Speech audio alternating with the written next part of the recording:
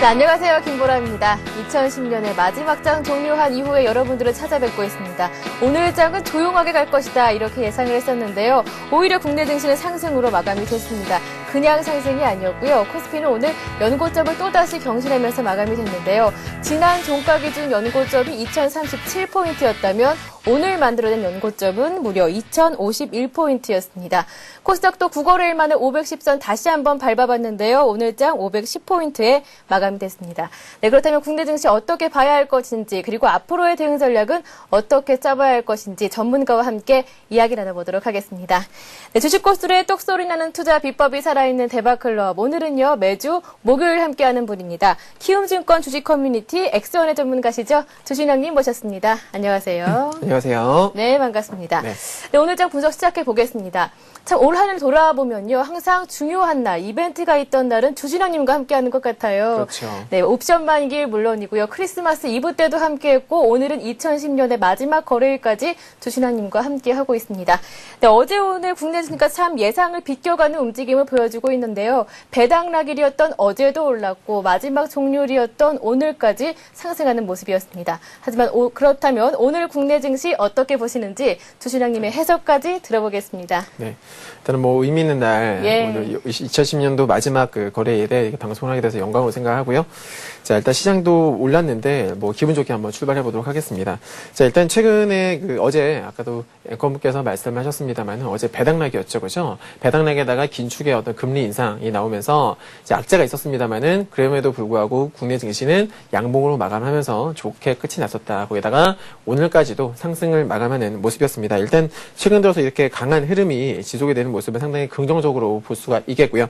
자, 여러분께서 체크하셔야 될 것은 뭐냐면은, 일단 2010년도 정말 많이 올랐습니다. 많이 올랐는데 아직까지도 그 대한민국의 코스피 펀은요. 펀은 10배 정도에 불과하다. 즉 뭐 펀만 놓고 봤을 적에는 2011년도 한번 기대를 해볼 수 있는 것이 아니겠느냐 그런 말씀을 드리겠고요. 그리고 수급적으로 너무나 탄탄하죠, 그죠? 오늘은 외국인들의 이제 매도세가 나왔습니다만은 결과적으로 놓고 보게 된다라면은 올 한 해 코스피 증시를 이끌었었던 주체는 누구였습니까? 외국인들과 기금이었다. 기금은 뭐 공격적인 매수 성향은 아니었습니다. 다들 아시겠지만은 어떤 뭐 북한의 대북 리스크라던가 어떤 추가적인 어떤 악재가 나왔을 때마다 기금에서, 그죠? 기금에서 열심히 매수해주는 그런 움직임이 나왔었고요. 그리고 전고점을 돌파할 때 중요한 가격대를 돌파할 때는 외국인이 가세했었다는 거, 그걸 명심하시기 바랍니다. 제가 예전에 한번 설명드린 적이 있을 겁니다. 전고점을 넘어갈 적에 외국인들이 주도했다. 외국인들이 그렇게 했던 데는 분명히 이유가 있을 거다. 그러고 나서 주가가 계속 올랐지 않습니까? 그죠? 그래서 당분간 이런 수급 패턴이 지속이 된다면은 앞으로 2011년도에도 괜찮은 흐름이 이어질 것이다. 라고 전망을 하고 있고요. 그리고 1월 효과라고 여러분들 들어보셨죠? 그죠? 일단은 이제 매년 새해가 되게 되면은 정부의 어떤 새로운 정책 발표가 있게 되겠고, 그리고 각 기업들별로도 뭐라 그럴까요? 모든 일을 처음 시작할 때는 다 긍정적인 어떤 기대감을 가지고 시작을 하지 않습니까? 그러다 보니까 투자 심리도 많이 개선이 되는 게 좀 있습니다. 그래서 1월 효과에 대한 어떤 효과도, 기대를 해볼 수 있는 그런 부분이 되겠고요. 그리고 이제 오늘 같은 경우에는 상승했습니다만은 반면에 이제 기관의 대량 매수세가 들어오면서 끝이 났습니다. 오늘 3,800억 정도가 순매수가 들어왔었고요. 간만에 외국인들의 순매도가 나왔는데 사실 뭐 오늘의 기관의 매수세는 이제 윈도우 드레싱에 의한 그런 효과였다라고 보실 수가 있겠고, 투신권의 이런 매수세는 여러분들 아시겠습니다만은 보십시오. 한번 투신권 같은 경우에는요, 대량으로 매도가 많이 났었죠. 그죠? 최근 해봤자 뭐 어제, 오늘 약간 순매수가 들어왔을 뿐입니다. 그래서 이거는 단기적인 어떤 현상이라고 보실 수가 있겠고, 내년에도 마찬가지로 기관의 순매수가, 기관 중에서도 투신권의 순매수를 기대하기는 어렵지 않을까라고 생각을 합니다. 외국인과 기금에 저희들은 의지를 해야 되겠다. 그쪽으로 포커스를 맞추시고 증시를 바라보셨으면 좋겠습니다. 네, 알겠습니다. 올해 기업의 실적 개선 속도가 빨랐기 때문에 주신환님께서 말씀하셨던 것처럼 국내 코스피 지수의 주가 수익 배율이 10배 안팎에 불과하다라는 의견이 다수 의견인데요. 네, 그렇기 때문에 이제야 화랑장의 시작이다 이렇게 보는 의견도 많습니다. 그렇다면 내년에 강세장을 이끌 유도 유망 업종은 어떤 업종들이 있을지 주신환님의 의견까지 한번 담아보겠습니다. 네.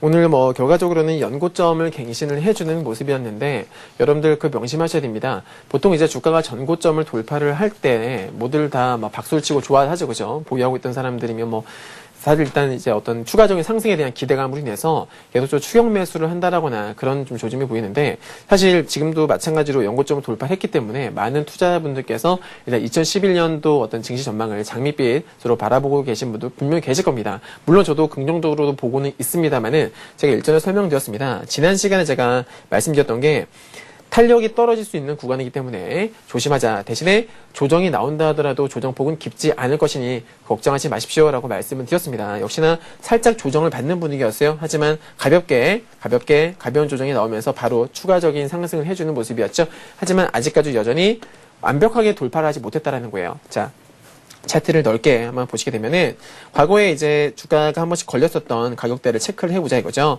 일단 2050포인트 그리고 그 위로는 2080포인트가 있습니다. 지금 뭐 오늘 종가상 2050포인트 이제 근접하면서 끝이 났는데요. 아직 돌파를 했다고는 볼 수가 없어요. 그죠?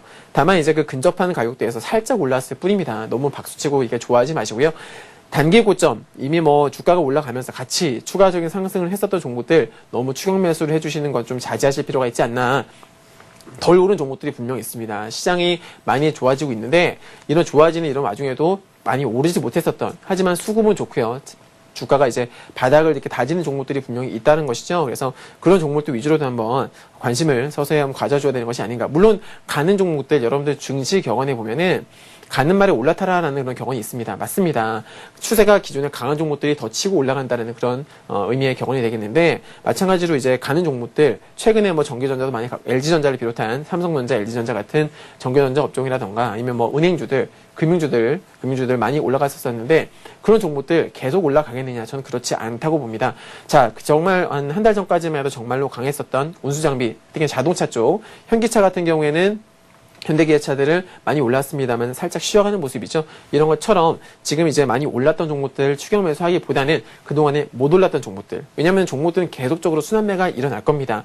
제가 말씀드렸던 것 중에서 투신권, 기관 쪽의 순매수, 자, 계속적으로 시장 전체적으로는 기대하기 힘들겠지만은 종목들별로는 투신권 매수대 많이 들어오거든요. 하지만 투신이 매수를 하기 위해서는 돈이 좀 부족하기 때문에 어떤 특정 업종을 팔고서 또 다른 업종 올리고 이렇게 계속적으로 순환매가 일어난다는 거죠. 따라서 덜 오른 업종이 분명히 있다는 겁니다. 기존에 제가 여러분들께 계속적으로 지속적으로 말씀을 드리는 업종은 뭐가 있습니까? 정유주, 화학주, 자동차, 조선 이런 것도 있잖아요. 그죠? 이런 업종들 중에서 좀 덜 오른, 상대적으로 덜 오른 종목들에도 관심을 가져주시는 것이 필요하다. 물론 기존에 말씀드렸던 종목들에 대한 어떤 중기적인 전망은 당연히 긍정적으로 보시는 게 맞겠습니다. 네, 내년에도요, 방금 전해드린 유망 업종들을 중심으로 순환매 투자 전략을 이어가자라는 의견 주셨으니까요, 내년에도 꼭 참고해보시기 바랍니다. 네, 이어서 주식 고수들의 투자 노하우를 명쾌하게 전해드리는 고수들의 투자 비법 이어가겠습니다. 오늘은 매주 그 목요일 순서죠. 주신학의 특공개미 프로젝트가 이어집니다.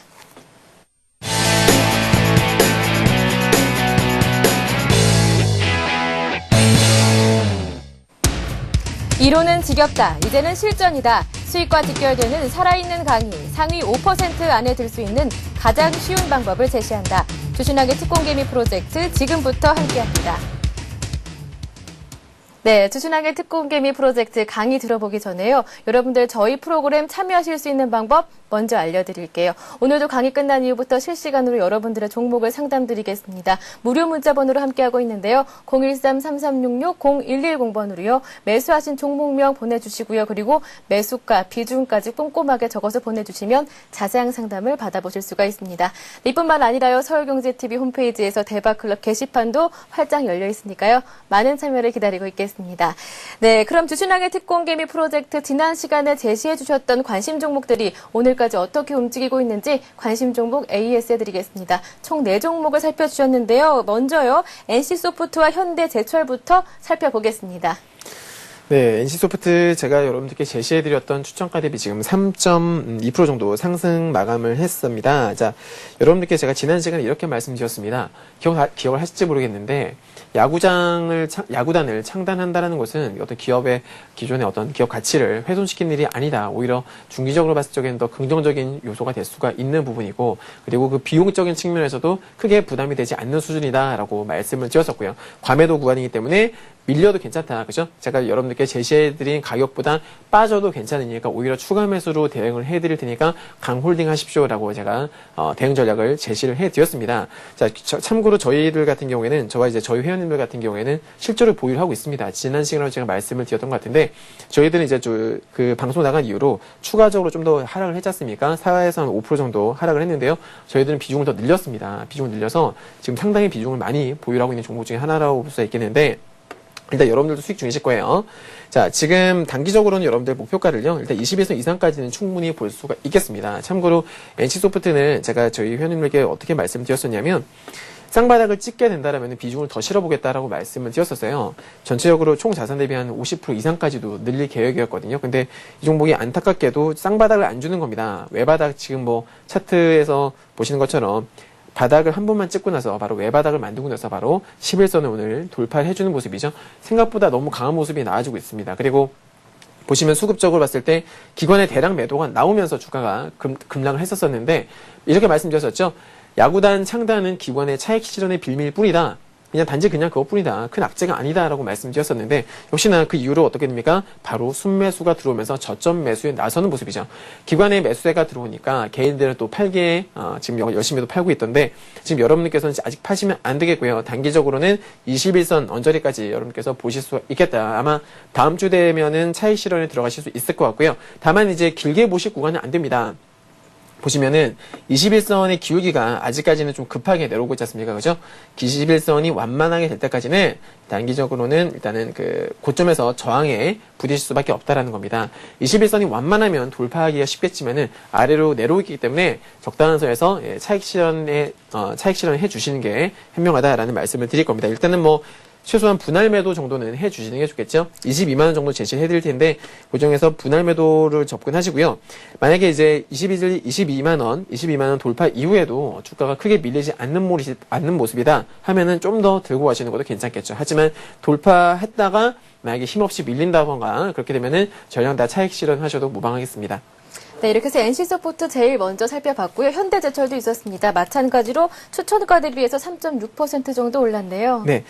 올랐다가 이제 오늘 음봉으로 마감했습니다만은 네. 수급은 좋습니다. 지금 뭐 얼마 전에 장대 양봉을 만들었던 주체가 바로 이제 기관이었고요. 그 기관의 그 대량거래 양봉이 나온 이후에 약간 이제 어떤 눌림목이 있었었는데 그 눌림 구간에 보시다시피 어떻습니까? 기관의 매도세는 별로 없었죠. 즉 주포는 그대로 남아 있다는 소리가 되겠습니다. 그래서 뭐 분할 매도 이제 3%에서 제가 여러분들께 추천을 드리는 종목들, 단기 종목들은 3에서 한 5% 정도를 항상 목표 수익으로 잡고 있기 때문에 3% 이상은 수익이 났었기 때문에 분할 매도는 하셨을 거라 생각합니다. 나머지 물량은요, 일단 최저점, 얼마 전에 찍었었던 12만 1,000원 되겠네요. 12만 1,000원 이탈시까지는 홀딩 하시는 전략으로 가시면 되겠습니다. 네, 나머지 두 종목까지 챙겨보겠습니다. 금호석유와 OCI 머티리얼즈까지 있었는데요. 금호석유는 아직 제시해 주셨던 매수가에 오지 않았고요. OCI 머티리얼즈는 손절가 부근 내려갔었습니다. 네. 네. 금호석유는 제가 제시해드렸던 가격대가 안 왔습니다. 일단은 뭐 안 잡혔기 때문에 근데 지금 흐름이 너무 좋죠, 그렇죠? 예. 대량 거래가 터진 다음에 주가가 아래로 빠지면서 조정을 받아야 되는데 지금 버티고 있지 않습니까? 옆으로 가고 있죠. 제가 일전에 여러분들께 설명드렸었던 의자형 패턴.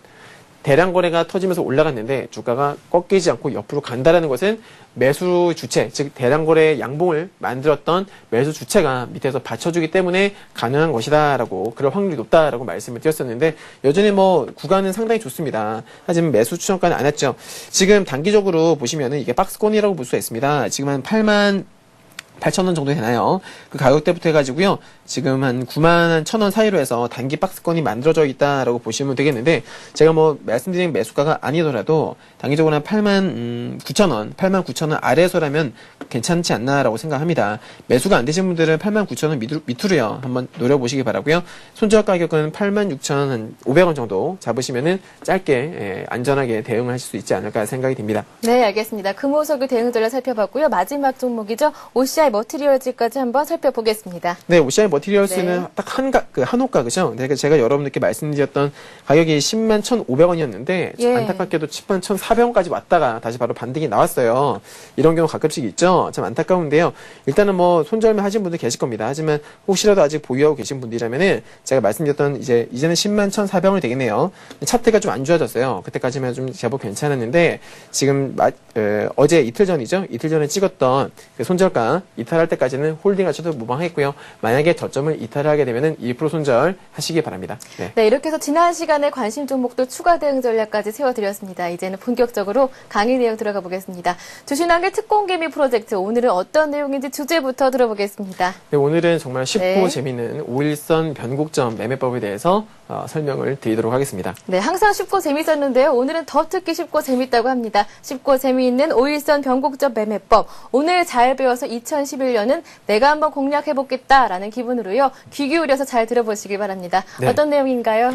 강의 들어가기 전에 앞서서 예. 지나칠 수 없는 코너가 있죠, 그렇죠? 지난 시간 복습하는 과정, 한번 가보도록 하겠습니다. 지난 시간에 강의했던 내용이 점핑 양봉이었습니다. 기억하시죠? 예, 기억하죠. 제가 항상 주신아님이 항상 복습을 네. 하라고 하시기 때문에 긴장을 늦출 수가 없습니다. 혹시 뭐 벼락치기 하시는 거 아닌지 혹시 의심이 됩니다. 자, 지난 시간 점핑 양봉의 어떤 핵심 내용 몇 가지만 한번 말씀을 해주시겠어요? 네, 쉬운 질문으로. 예, 알겠습니다. 네네. 제가 기억하기로는요, 매물대 위에서 점핑으로 시작을 해야 하고, 그리고 그렇죠. 오후장까지는 매수세가 지속되는지 확인해봐라. 이렇게 말씀을 해주셨는데요. 맞나요? 네, 그렇습니다. 예. 평상시에는 돌파를 하지 못하던 가격대를 어느 날 갑작스럽게 시가가, 그죠? 시가가 갭을 띄우면서 돌파를 하면서, 돌파하는 갭을 만들면서 출발하는 양봉, 그리고 그 매수세가 5호장까지, 그죠? 5호장까지 양봉으로 유지가 되는 그런 종목들이 바로 점핑 양봉이고, 그런 종목들은 긍정적으로 볼 수가 있겠다라는 그런 내용이었는데, 잘 기억을 하고 계시네요.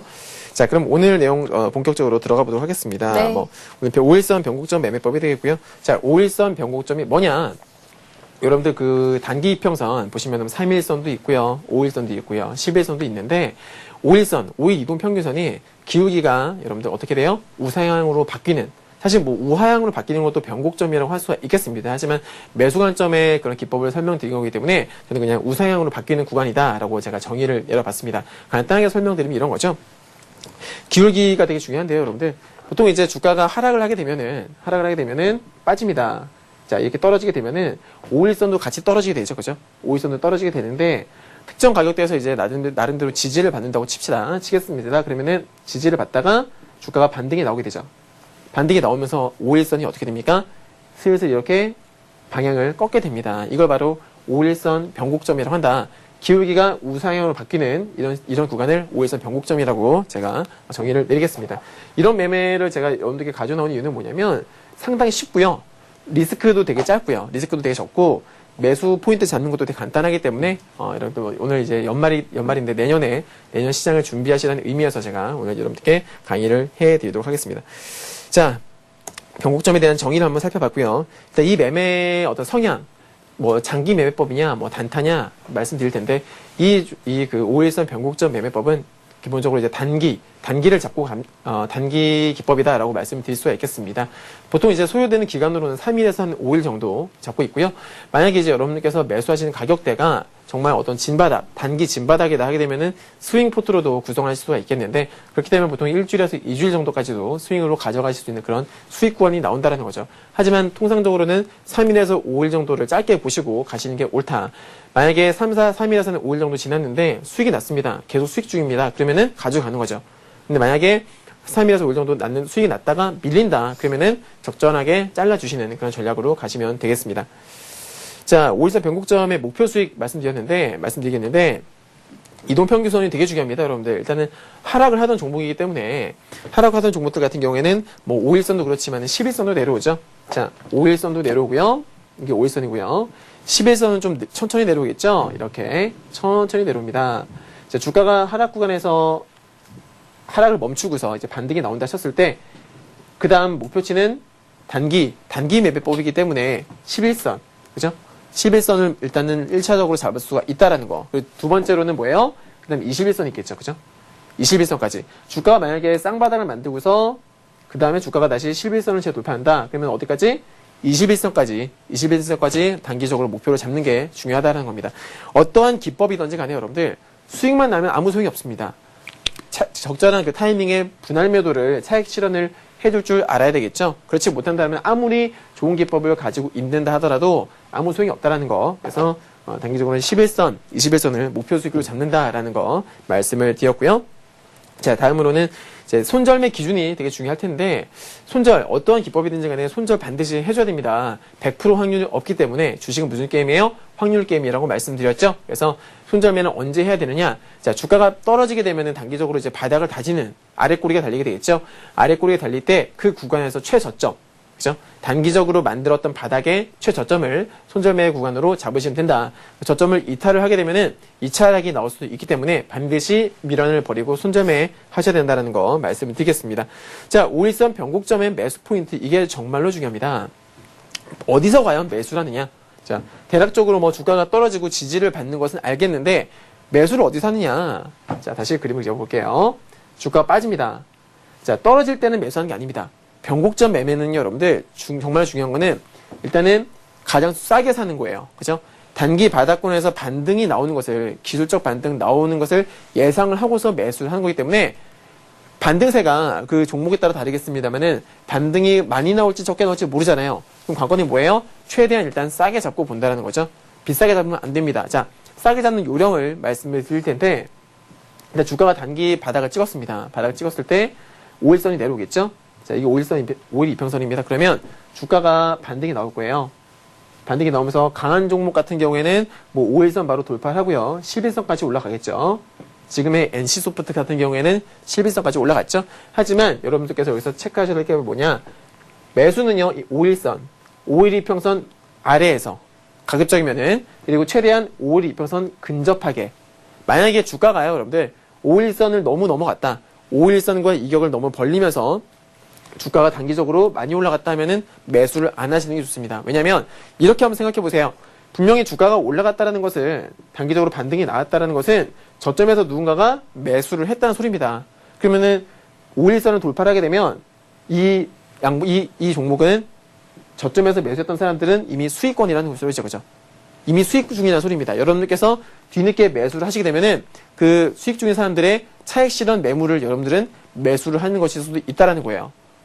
명심하십시오. 그래서 가급적이면 싸게 사야 된다. 그죠? 반등을 시키는 그 어떤 저점 매수 세력이 매수를 할 때, 매수가 들어오는 그 가격대에서 같이 매수를 해야지, 그 사람들이 매도를 할 때, 매도를 할 수 있는 포인트에서 매수를 하시면은 사자마자 물리는 경우가 발생한다는 겁니다. 그래서 가급적이면 5일선, 그죠? 이 5일선 근접한, 5일선 부근에서 내지는 5일선 아래에서 매수를 하시는 겁니다. 근데 여기서 중요한 게 있죠. 제가 예전에 그 서울경제TV 이제 거의 첫 방송을 할 적에 여러분들께 캔들에 대해서 한번 말씀을 드렸습니다. 어떤 캔들? 지지 캔들. 지지를 받는 모습을 확인하셔야 된다는 소리죠. 자, 아무 때서나 매수하는 게 아닙니다. 5일선 아래에서 매수하시려면 과연 뭐 어떤 캔들을 보고서 매수하느냐. 그죠? 그게 중요하겠죠? 지지 캔들을 확인을 하고 매수를 해야 된다. 자, 간단하게 설명드리면 요겁니다. 자, 지금 정말 중요한 게 바로 뭐냐면 지지를 확인 후 매수하자. 그죠? 지지를 확인 후 매수하자. 자, 지지를 확인한 방법에 대해서 간단하게 설명을 드릴 텐데요. 자, 지지 캔들에는 몇 가지가 있었습니다. 자, 양봉입니다. 제가 지금 그리는 건요. 양봉입니다. 그죠? 양봉입니다. 짧은 양봉. 몸통이 짧아요. 예. 단봉입니다. 짧은 양봉이 되겠고요. 아니면은 이 양봉에 윗꼬리가 달립니다. 이런 거 뭐라 그래요? 영망치형 캔들이라고 그러죠. 그죠? 반대로 아랫꼬리가 달려있는 거. 이런 것도 뭡니까? 역시나 양봉이 되겠죠? 이런 거는 망치입니다. 반대죠. 그죠? 요거랑. 그래서 이거는 영망치형 캔들이고요. 요거는 망치형 캔들이다. 무슨 의미입니까, 여러분들? 일단 양봉이라는 캔들 자체가 매수 세력이 매도 세력을 압도한 캔들이기 때문에 이 양봉이라는 것 자체만으로도 의미가 있는 거예요. 근데 거기서 이렇게 아랫꼬리가 달리거나 내지는 이렇게 윗꼬리가 달리는 거. 나쁜 거 아니거든요. 단기적으로 바닥권에서 윗꼬리가 달리는 것들은 차익 실현으로도 볼 수 있겠습니다만은 저점이라면 상관없습니다. 저점이라면 그냥 매집을 한다고도 볼 수가 있는 거거든요. 그래서 바닥권에서 이런 양봉들 나오거나 내지는 도지형, 그죠? 이런 도지형 캔들도 역시나 더 이상 하락을 하지 않으려는 그런 의미를 가지는 지지 캔들이 되겠죠. 음봉도 마찬가지입니다. 자, 음봉 같은 경우에는 정해져 있죠. 아랫꼬리. 윗꼬리가 너무 많이 달려있으면 좋지 않습니다, 여러분들. 그래서 아랫꼬리가 달려있는 음봉 같은 경우에도 마찬가지로 어떻게 돼요? 주가를 떨어뜨렸다가 저점에서 누군가가 저점 매수 해준 거죠. 저점에서 매수를 했기 때문에 아랫꼬리가 달린 거 아니겠습니까? 그래서 이런 음봉이 나왔을 경우에는 아랫꼬리가 달려있는 것을 확인을 하셔라. 이런 캔들이 어디서? 5일선 아래에서 5일선 아래에서 바닥을 다지는 그런 캔들을 만든다, 차트를 만든다 하시면은 근데 어디서 5일선 근처에서 매수를 해 보시라는 겁니다. 그럼 단기적으로 반등이 나오는 5일선 변곡점이 이쁘게 만들어지는 그런 경우를 보실 수가 있을 텐데 아주 쉽습니다. 자, 제가 이렇게 설명을 드리는 것보단요 실전 차트로 보여드리는 게 낫겠죠? 네. 자, 지금 제가 준비했던 종목들이 몇 가지 보여드릴게요. 네. 자, 일단은 그 전에 정리부터 한번 해볼까요, 여러분들? 예. 제가 말씀드렸던 거 정리를 한번 해볼 텐데요. 자, 지금 화면에 이게 좀 사라지지 않고 있네요, 그죠? 네. 보시면은 정리 한번 해보겠습니다. 자, 5일선 변곡점에 대한 정의. 5일선의 기울기가 우상향으로 바뀌는 구간이다. 그죠? 그리고 성향은 지금 화면에 잘 보이지 않지만 단기와 중기다. 단기와 중기의 매매 기법이 되겠고요. 그리고 목표 수익은 11선에서 21선까지 본다. 단기적으로는 11선까지, 더 잘 가면은 21선, 혹은 뭐 그 이상까지도 볼 수가 있는 기법이 된다라는 거. 손절매는 여러분들 단기 최저점입니다. 바닥을 다졌을 때 단기 그 바닥에서 최저점을 손절로 잡는다라는 거 명심하시고, 그 다음에 이제 매수 포인트는 5일선보다 너무 높지 않은 가격대에서 그 5일선 근처나 혹은 그 밑에서 매수를 해주시는 게 좋다. 그 다음으로는 유의사항으로는 지지를 확인하고 매수를 하자. 그죠? 지지가 확인이 안 되고 그냥 장대 음봉이 나오면서 떨어지고 있는데 매수하지 마시라는 겁니다. 그죠? 물론 이제 매수하자마자 바로 올라가는 경우도 있겠습니다만은 5일선 변곡점 매매는 안전하게 매수하시는 것이 바로 포인트다라는 말씀 드리고요. 자, 그럼 이제 제가 준비한 종목들 몇 가지 한번 살펴보도록 할 텐데요. 화면에 이 박스가 안 사라지고 있죠? 네. 자, 제가 준비한 종목들 보겠습니다. 네, 5일선 변곡점 매매법, 매수를 할 때는요, 꼭 지지를 하는지 확인하셔야 한다는 점 꼭 기억하시고요. 네, 종목들을 차례로 한번 실전으로 넘어가 볼 텐데요. 5일선 변곡점 매매법, 다시 한번 실전 차트로 다시 한번 이해하면서 내년 2011년은 내가 해보겠다라는 마음가짐으로 다시 한번 이해해 보시기 바랍니다. 네. 네. 자, 보겠습니다. 잠깐 손 봤는데 안 없어지네요. 네. 자, 지금 신성홀딩스 같은 경우에는 제가 실제로 저희 회원님들께도 이틀 전에 말씀을 드린 종목이에요. 자, 차트 한번 보시겠습니다. 보시면 어떻습니까, 여러분들? 단기적으로 주가가 빠졌어요. 빠졌는데 5일선을 어떻게 됩니까? 5일선을 먼저 돌파를 하죠? 근데 제가 그랬죠? 5일선 위에서는 매수하지 마시라고. 5일선 너무 넘어가게 되면은 이미 누군가는 수익 중이기 때문에 매수하시면 안 된다라고 말씀드렸었고요.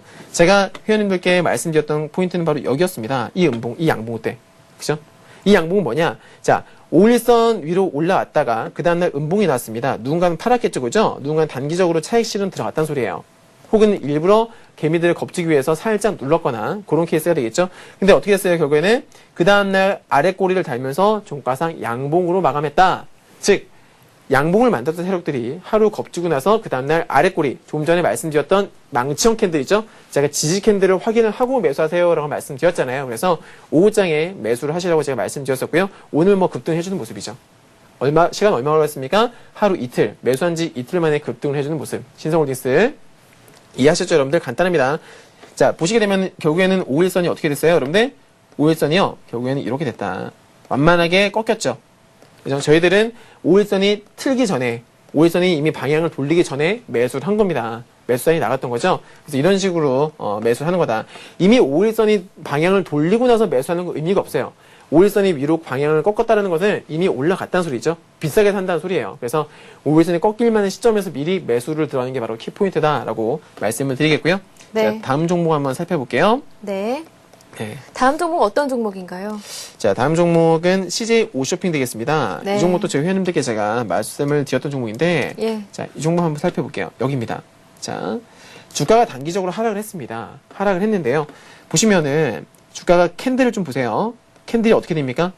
제가 좋아하는 캔들이 여기 쫙 있죠. 어떤 캔들이에요? 일단 양봉입니다. 양봉이 많이 나오고 있다는 것을 볼 수가 있겠고요. 그 다음에 양봉에도 보니까 그 아래 꼬리가 달려있죠. 즉 아까 말씀드렸던 도지형이나 내지는 이런 망치형의 캔들이 집중적으로 출현을 하더라. 그런데 자 보시면 바로 일전에 전저점을 깼었단 말이에요. 전저점을 깨면서 주가가 전저점을 깼었습니다. 저점을 깼는데 추가적으로 하락을 할 줄 알았는데 하락을 하지 않고서 이렇게 지지 캔들이 나오면서 지지를 받는 겁니다, 여러분들. 그죠? 뭔가 의미가 있었겠죠? 이유가 있었겠죠? 지지를 받는 데에는 저점을 깨게 되면 뭐가 나옵니까? 손절매가 나옵니다. 그렇잖아요, 여러분들. 저점 깨지면은 추가적으로 하락이 두려워서 손절매를 하게 됩니다. 그런데 이 종목은 추가적으로 하락할 줄 알았는데 그다음부터 지지를 받기 시작하는 거예요. 캔들이 아주 이쁜 캔들이 나오면서 지지를 받다가 어제 또 급등을 해주는 그런 모습이었죠. 바로 CJ 오쇼핑이 되겠고요. 자, 다음 종목은 DMS입니다. 네. 이 종목도 저희 매수해서 지금 수익 중인 종목입니다. 저희 회원님들께서. 자, 이 종목 언제 매수했느냐? 2번 매수했습니다. 저희들이. 자, 처음에는 이 양봉에서 똑같죠? 무슨 캔들이에요? 조금 전에 제가 보여드렸던 신성홀딩스와 똑같은 캔들이죠? 여기서 매수했었습니다. 5일선이 꺾이기 전이었죠. 자, 그 다음날 수익 내고 팔았고요. 그러고 나서 어제 양봉이 나올 때 또 매수를 들어갔어요. 미리 어제 4% 1,250원 급등을 하면서 끝났는데, 이렇게 양봉 마감하기 전에 한 10,000원, 1,100원쯤인가요? 1,100원인가서 1,150원쯤에 저희가 매수를 해서, 수익권 마감했고요. 오늘도 역시나 수익 마감을 하게 됐죠. 마찬가지입니다. 자, 이 종목 같은 경우에도 지지 캔들이 나왔다는 겁니다. 일단은 최바닥권에서 아랫꼬리가 달린 음봉이죠. 자, 재밌는 거는 대량거래 음봉이 2번에 걸쳐서 나왔습니다. 이렇게. 그죠? 대량거래 음봉이 2번에 걸쳐서 나왔는데, 자, 음봉의 거래가 실린다는 건 일단 좋지 않습니다. 그쵸, 여러분들? 음봉의 거래 실린 건 안 좋게들 보시잖아요. 그런데 추가적으로 더 빠질 줄 알았는데, 역시나 대량거래 음봉이 나오고 나서 오히려 지지를 받는다는 거죠. 모두의 예상을 뒤엎고 지지를 받는 겁니다. 그러면서 출하는 캔들의 모습을 보니까 지지 캔들이 나오더라. 바로 이거죠. 그래서 결국에는 이제 저에게 또 수익을 안겨다 주고 있는 그런 종목이 되겠고요. 자, 나머지 또 한 종목 더 한번 살펴보겠습니다. 휠라코리아입니다. 이 종목도 역시나 제가 회원님들께 말씀을 드렸던 종목입니다. 휠라코리아. 이 종목의 매수 포인트는 제가 이 양봉으로 말씀드렸어요. 자, 이 양봉. 윗꼬리가 하나도 안 달렸는데, 결과적으로는 잘 보십시오, 여러분들. 자, 전저점을 살짝 깼었습니다. 전저점을 살짝 깼던 양봉이 나왔죠. 여기서 저점을 깼는데 종가상 양봉으로 마감했어요. 도지형 캔들. 그리고 그동안에 주가가 단기 하락 구간에서 음봉은 단 2번밖에 안 났는데 양봉이 몇 개예요, 여러분들? 양봉이 벌써 7차례나 나온 거죠. 음봉이 2개인데 양봉이 7개입니다. 양봉이 절대적으로 우세하죠, 그죠? 그래서 단기 바닥권에서 양봉이 많이 출현을 하는 것도 지지를 받는 것으로 해석을 할 수가 있다는 겁니다. 그래서 제가 말씀드렸던 매수 포인트는 이 양봉, 마지막 양봉이 되겠고요. 그때부터 바로 급등을 해주는 그런 모습이죠. 정말 쉽습니다. 이 변곡점이면 여러분들 전혀 어렵지가 않아요. 현재 이평선과 캔들 분석만 조금만 할 줄 알아도요, 매수 포인트 잡기는 정말로 쉽다. 가급적이면 최대한 싸게 잡으시는 게 좋다라는 말씀 드리고요. 또 하나는 더 AP 시스템입니다. 이 종목도 실제로 매매했던 종목이죠. 자, AP 시스템은 똑같습니다. 똑같은 패턴이 계속 나오고 있는데, 이날이죠. 예, 제가 종가 베팅을 회원님들께 시켰던 날이 바로 이날이었습니다. 이날 AP 시스템 매수 들어왔고요. 보시면은 어디입니까, 여러분들? 5일선 아래죠. 그죠? 5일선 아래에서 아랫꼬리를 이쁘게 다는 양봉이 나왔습니다. 그래서 이날 미리 잡아 들어갔고요. 그 다음날 사자마자 바로 4%에서 5% 정도 수익을 챙길 수가 있었죠. 그날 저희는 팔았습니다만은, 홀딩 했었으면은 크게 수익을 올릴 수 있었을 것 같은데, 여튼 바로 이겁니다. 제가 여러분들께 말씀드렸던 변곡점을 지지 캔들을 확인을 하자. 지지를 확인을 하고 매수를 하자. 만약에 손절매를 하게 되면은 전저점이 깨질 때, 최저점이라고 하게 된다면은 바로 이 가격이 되겠죠? 네, 이 정도 가격이 깨지면은 손절매 대응을 하는 거고요. 그렇지 않다면 홀딩 관점으로 간다라는 겁니다. 네, 이렇게, 변곡점 매매 마치도록 하겠습니다. 네, 이렇게 단기와 장기 투자자분들에게 적합한 5일선 변곡점 매매법에 대해서 함께 알아봤습니다. 강의 내용 들어봤고요. 실전 차트로 다시 한번 이해해 봤는데요. 이제 관심 종목 듣기 전에요. 관심 종목 이어 살펴본 후부터 여러분들의 실시간 종목 상담을 해드리고 있는데요. 참여하실 수 있는 방법을 알려드리겠습니다. 무료 문자 번호로 함께 합니다. 013-3366-0110번으로 저희가 문자를 받고 있는데요. 문자 보내실 때는요, 꼭 매수하신 종목명 써주시고요. 매수가와 비중까지 적어주셔야 합니다. 그리고 추가적인 궁금한 사항을 저희에게 자세하게 적어주시면은 조금 더 원하는 상담을 받아보실 수 있다는 점 참고하시기 바랍니다. 저희는 문자로 받을 뿐만이 아니라 서울경제TV 홈페이지에서 대박클럽 게시판으로도 참여하실 수 있다는 점도 기억하시기 바랍니다. 네, 그럼요. 이제요, 주신학님의 관심 종목까지 한번 살펴보겠습니다. 내년을 주도할 주신학님의 관심 종목, 어떤 종목들이 있는지 한번 담아보겠습니다. 네. 내년을 주도할지는 모르겠습니다만은 네. 단기적으로 이제 수익을 낼 확률이 높아 보이는 종목들을 몇 개 가지고 나왔습니다. 자, 현대해상입니다. 오늘 손해보험주들, 오늘 보험주들 많이 올라갔는데, 자, 일단은 캔들 보시면은 단기적으로 동고점을 강하게 돌파를 해주는 그런 구간이고요. 그리고 이 양봉을 누가 만들었습니까? 외국인들과 기관의 쌍끌이 매수세가 들어오면서 전고점을 돌파했었죠. 자, 제가 예전에 여러분들께 우량주 정말 쉽다라고 말씀드렸습니다. 몇 가지만 기억하면 대량거래 양봉과 그리고 그 외국인들의 수급, 그죠? 외국인들과 기관의 이런 수급만 제대로 확인을 하자. 그리고 의미가 있는 가격대. 어디에요? 지금은 현대해상 같은 경우에는 전고점을 돌파를 해주는 거죠. 고점 돌파 의미 있는 거잖아요. 그죠? 거래량도 제법 실렸고 그래서 추가적인 상승세가 나올 확률이 높아 보이는 종목이라 할 수가 있겠고요. 단기적으로 이제 급등을 했으니까 저는 뭐 장 마감한 다음에 이렇게 방송을 하지 않습니까? 그래서 이렇게밖에 말씀을 드릴 수가 없습니다. 일단은 오늘 이미 많이 올라갔기 때문에 다음 주죠, 그죠? 다음 주 새해가 되면은 내년에 혹시라도 이제 장대 양봉이 나온 다음에는 음봉이 제법 잘 나옵니다. 혹시라도 쉬어가는 음봉이 나오면 그때 음봉에서 매수 포인트를 잡으셔라라는 말씀을 드립니다. 자, 25,500원. 25,500원 밑에서 그 아래에서 10% 정도 자산 대비 10% 정도 분할 매수를 해 보시면 되겠고요.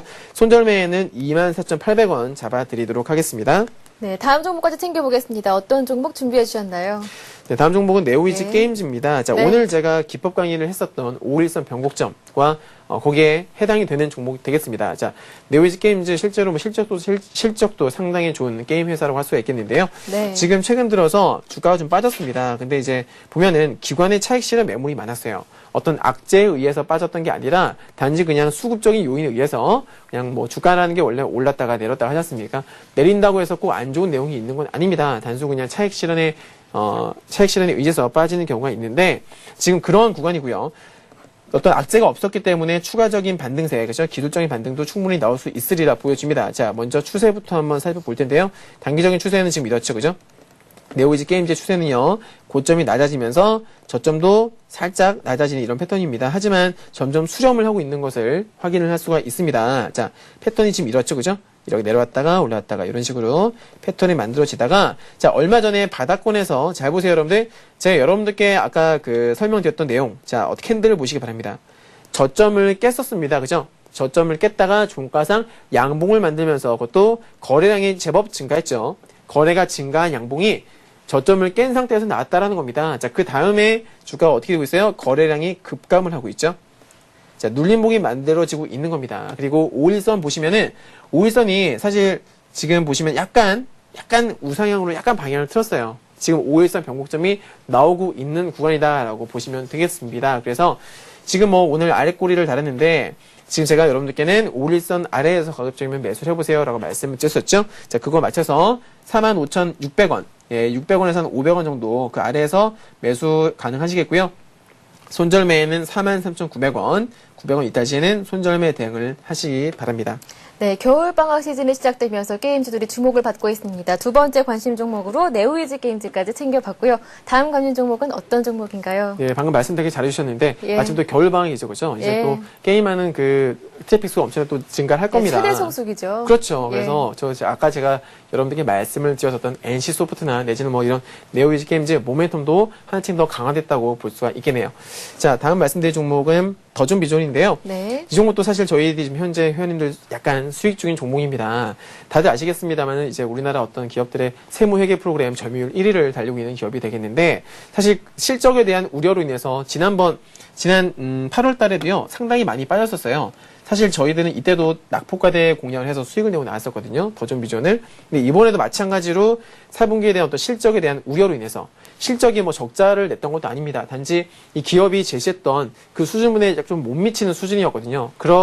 단지 그 이유 때문에 주가가 단기간에 이렇게 급락을 한 겁니다. 제가 봤을 때는 너무 과했다. 너무 많이 빠졌다라고 생각하고요. 사실 그렇게 많이 빠질 일도 아니었는데 원래 기업의 실적이라는 게 좋을 때도 있고 좀 안 좋을 때도 있고 하는 거 아닙니까? 중요한 거는 이 기업이 차지하고 있는 인지도, 그러니까 그 점유율, 그렇죠? 시장 점유율이 거의 뭐 독점이기 때문에 전혀 뭐 이런 거에 흔들릴 기업이 아닌데 단기적으로 실적이 조금 안 좋아졌다고 해서 과도하게 밀리는 거는 좀 너무 많이 빠진 것이 아닌가, 언더슈팅이 아닌가라고 생각합니다. 그래서 단기적으로 이제 일단 가격적으로 메리트가 있는 구간이 되겠고요. 지금 보시면은 어제 이제 양봉이 나왔습니다. 어제 양봉이 나왔는데요. 저희는 사실 어제 매수했어요. 어제 약간 저점에서 매수를 들어갔는데 보시면 사실 이제 변곡점이 나올 법한 구간이 됩니다. 선침의 개념으로 말씀을 드린 거고요. 아직 방향을 제대로 틀진 않았습니다. 아직 5일선이 아래로 약간 기울기가 그죠? 아래로 향하고 있는 그런 구간인데요. 미래 선침의 관점에서 말씀을 드립니다. 자, 매수 가격은 16,500원. 자, 어디입니까? 5일선이죠? 5일선 아래에서 16,500원 정도 아래에서 매수를 해보시기 바라고요. 손절매는 15,800원. 네, 이 양봉의 저점이 깨지면은 손절매 대응을 하시면 되겠습니다. 네, 기업의 회계 시스템을 공급하는 업체입니다. 더존비지온 살펴봤고요. 나머지 한 종목 관심 종목 담아보겠습니다. 네, LNF 네. 되겠습니다. 자, 예. 오늘 최근 들어서 딱 눈에 띄는 게 있습니다. 외국인들과 기관의 순매수가 상당히 많이 유입이 되고 있는 종목 되겠는데요. 다들 아시겠습니다만 2차 전지 관련 주죠.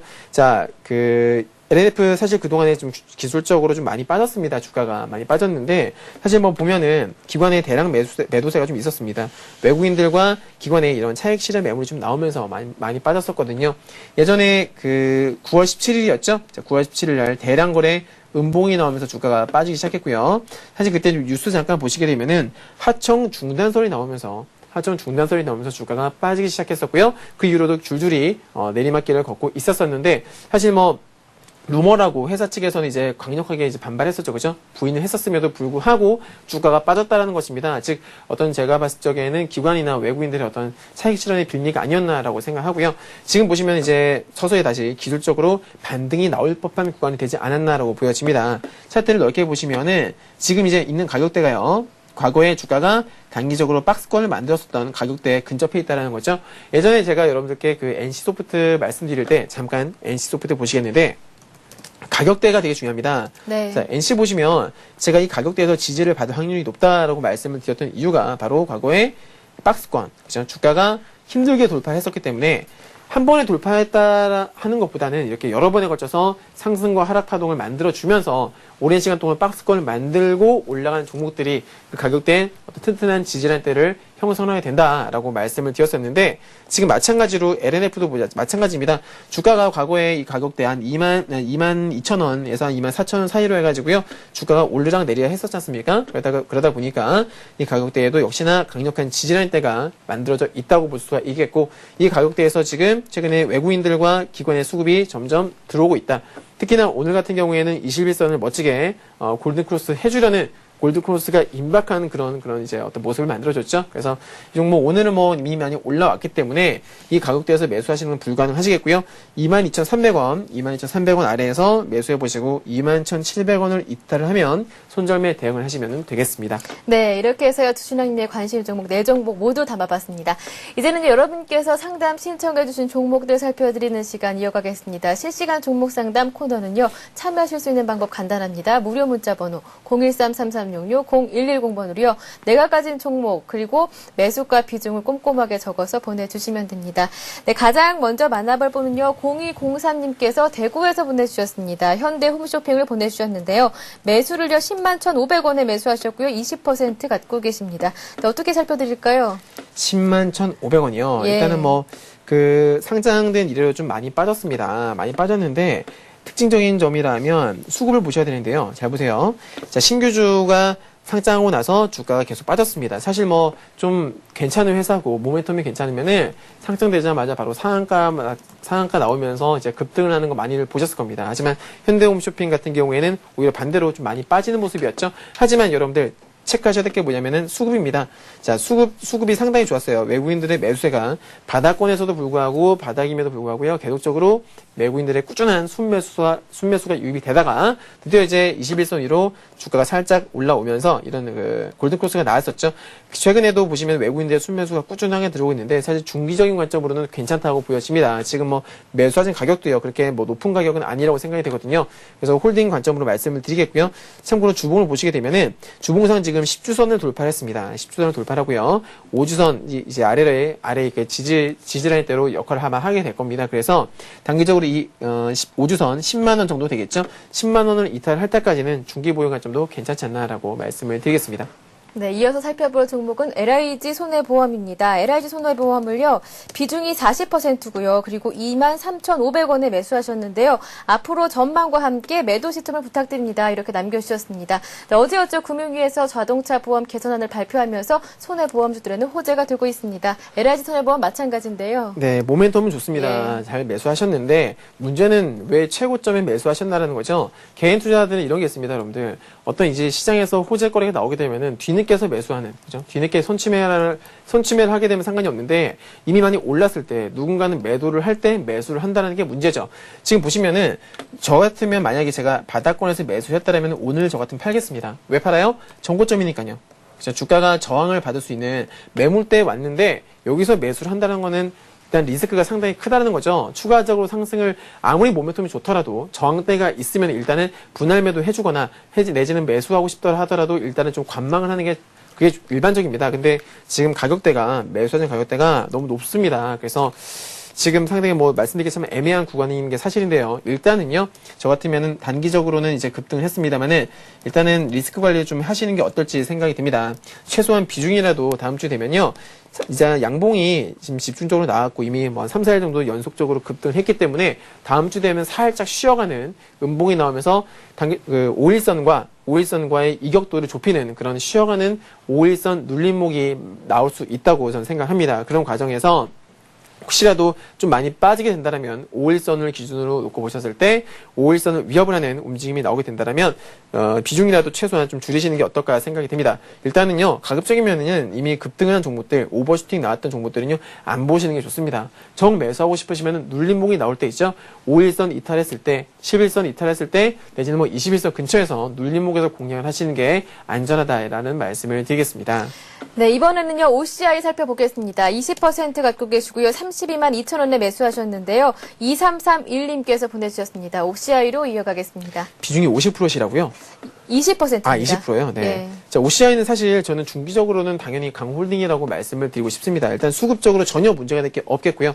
일단 최근에 뭐 이슈로는 이제 삼성 쪽에서 태양광 쪽으로 해서 사업 진출하겠다라는 그런 계획을 밝힌 바 있었고, 그로 인해서 삼성 정밀화학이라던가 급등을 해주는 모습이었는데, 사실 그렇습니다. 국내 어떤 태양광 쪽에 시장에서 1위는 단연 OCI입니다. 그렇죠? 아직 삼성에서는 아직 시작을 한 것도 아니고 단지 계획만 발표했을 뿐인데 그걸로 인해서 주가가 빠졌다는 것은 너무 많이 빠졌다. 즉 기우였다라고 볼 수가 있겠고 당분간은 이러한 흐름은 이 OCI의 어떤 펀더멘털은 견조하지 않을까라는 생각입니다. 그래서 당분간은 이제 중기 보유 관점으로 가져도 될 것 같고요. 수급적인 측면을 안 살펴볼 수가 없겠죠. 자, 최근에 수급 좋습니다. 기관의 수급과 외국인들의 수급이 꾸준하게 들어오고 있고요. 21선 골든코스 이후에 최근에 눌림목이 나오면서 다시 한번 살짝 올라주는 아주 예뻐 보입니다. 자, 주봉 한번 참고해 보겠습니다. 주봉 보시게 되면요. 주봉상으로도 전혀 문제는 없겠네요. 일단은 뭐 크게 올랐어요. 그죠? 크게 지난 2010년 한해 올해 크게 올랐었고요. 거기에 따라서 기술적으로 즉 기간 조정 구간이 있다. 네. 기술적으로 조정도 많이 나오지 않았죠. 주가가 올랐는데 크게 안 밀린다는 것은 뭐냐면 그만큼 많이 매수세가 받쳐주고 있다는 소리입니다. 그래서 OCI는 아직까지는 상승 흐름이 유효하겠고 단기적으로는 뭐 30 전고점 돌파도 한번 노려볼 수 있지 않겠나라고 생각해봅니다. 홀딩 해보시기 바랍니다. 네, 이렇게 해서 종목 상담 신청 모두 받아봤습니다. 이제는요, 시간 관계상 여기서 실시간 종목 상담은 마무리 짓겠습니다. 네, 오늘 강의 내용 관련해서 궁금하신 점이 남으시거나 아니면 상담받고 싶은 종목 있으시면 저희에게 문자로 질문하실 수가 있습니다. 무료 문자 번호죠. 013-3366-0110번으로 함께합니다. 서울경제TV 홈페이지에서 대박클럽 게시판으로도 저희 신청 받고 있습니다. 네, 오늘 강의해 주시고요. 상담까지 맡아주신 주신왕님 수고 많으셨습니다. 고맙습니다. 감사합니다. 네, 대박클럽 오늘 순서는 여기까지입니다. 한 해 동안 격려해주신 여러분 정말 감사드립니다. 저는 돌아오는 12년 다시 찾아뵙도록 하겠습니다. 고맙습니다.